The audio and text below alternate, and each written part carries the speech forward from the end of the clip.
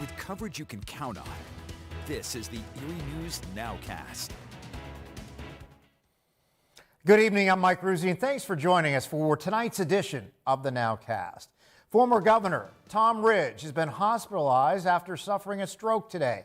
According to a news release, Ridge was taken to a hospital in Washington, D.C. this morning after suffering a stroke at his home in Bethesda, Maryland.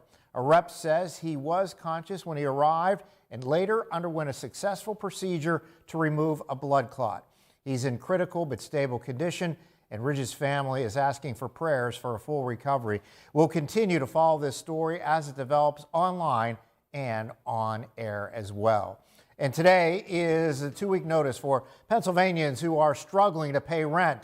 The CDC's ban on evictions is set to expire on June 30th, but there is financial help available for renters and landlords. So far, a total of 1,600 people in Erie County have applied for the emergency funding. That's according to the Erie County Care Management, which is the agency that distributes the funds.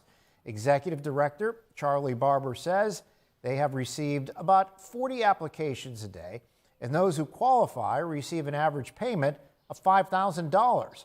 As it stands right now, Pennsylvania does not have its own ban on evictions, so struggling renters have relied on the CDC's national ban, but that can end on June 30th. Barber encourages anyone falling behind on payments to apply for help. There's a lot of individuals that have been harmed financially because of COVID, and we hope that they apply and ask for help, and we hope that the landlords follow suit. Now, the state is adding a new feature to its new unemployment computer system. Tomorrow, the state will add a new texting feature, and the goal is to improve communication between the Department of Labor and Industry and claimants. Staff members will still text the claimant, letting them know when they expect a call from the department. This new text feature will notify individuals that we're trying to call them. I do want to note that to prevent fraud, we will not be asking for any personal information over text or having individuals click a link. We will solely be letting individuals who we are trying to reach us know that we are ready to call them so that they know to answer their phone. And the department is also adding 200 customer service representatives next week to help answer phone lines. The announcement comes as the state marks 1 week with its unemployment system being online.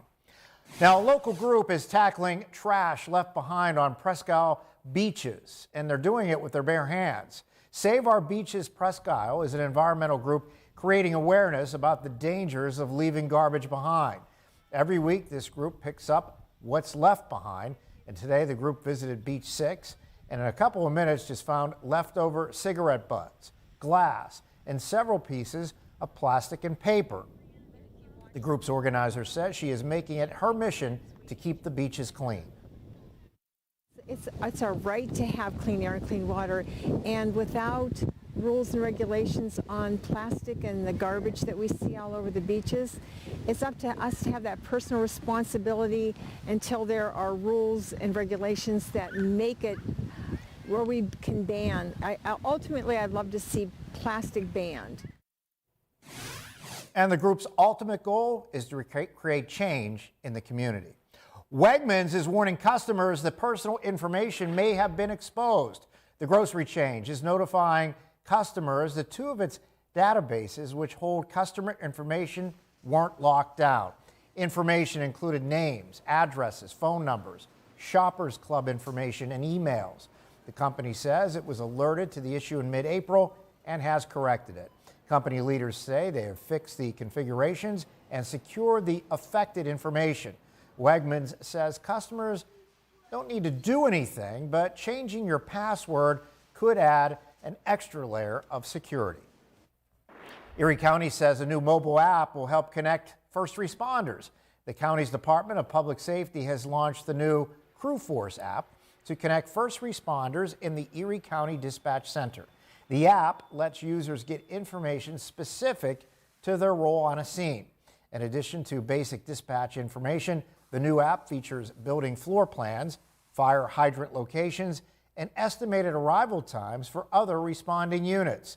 The app was paid for through the Northern Regional Tier Consortium. However, each department is responsible for any hardware or network cost associated with using the mobile app.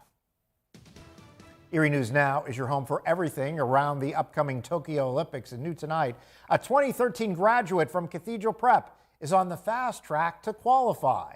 Malik Moffitt has qualified for the U.S. track and field trials in Oregon. Now he'll compete in the long jump. He's competed for both Cathedral Prep and Penn State. The competition will take place next Friday, June 25th. The top 3 competitors will represent Team USA in Tokyo, and we want to wish him the best of luck in that qualifier. And as a reminder, you can catch all the Olympic action later on this summer on WICU 12. An annual tradition at a local radio station is helping families with sick children. This is the 10th year for the Bobathon Charity Drive. Radio host Joe Lang is raising money for children's care and to help families cover the cost of medical bills. The charity drive has raised over $30,000 over the years. And thanks for joining us tonight for the NOWCAST. Join us for our next news at 10 p.m. on the CW and again at 11 p.m. on WICU and WSCE. Have a great night.